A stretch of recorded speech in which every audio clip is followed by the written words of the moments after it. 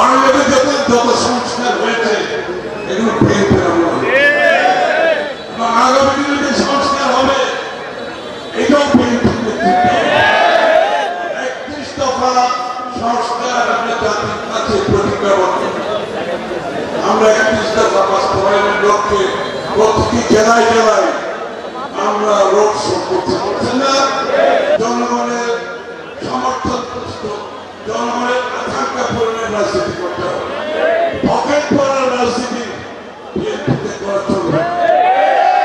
আমরা মানুষকে ঠিকই রাজনীতি করতে আসছি, নেওয়ার জন্য না।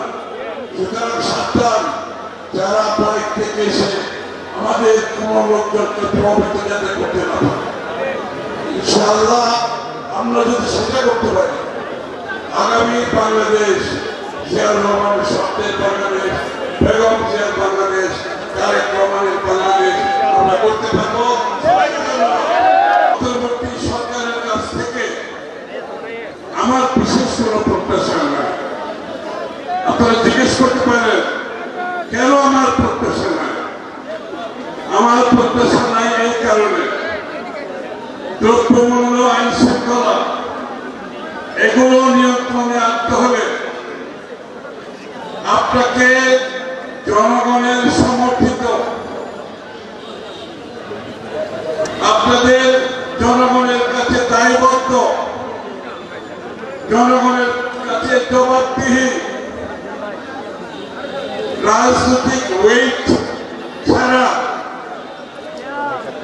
এইসব এই ধরনের সরকারের পক্ষে সমাধান করা সম্ভব নয়। এটা সম্ভব হবে জনগণের সমর্থিত একটি নির্বাচিত সরকারের পক্ষে। নির্বাচন হচ্ছে গণতন্ত্রের বাহক। নির্বাচনের মাধ্যমে জনগণের সরকার প্রতিষ্ঠিত হলে আপনারা দেখবেন এই ধরনের সমস্যা, আইন শৃঙ্খলা, দ্রব্যমূল্য ক্রমান্বয়ে একটা সহিষ্ণু অবস্থায় ফিরে আসতে হবে।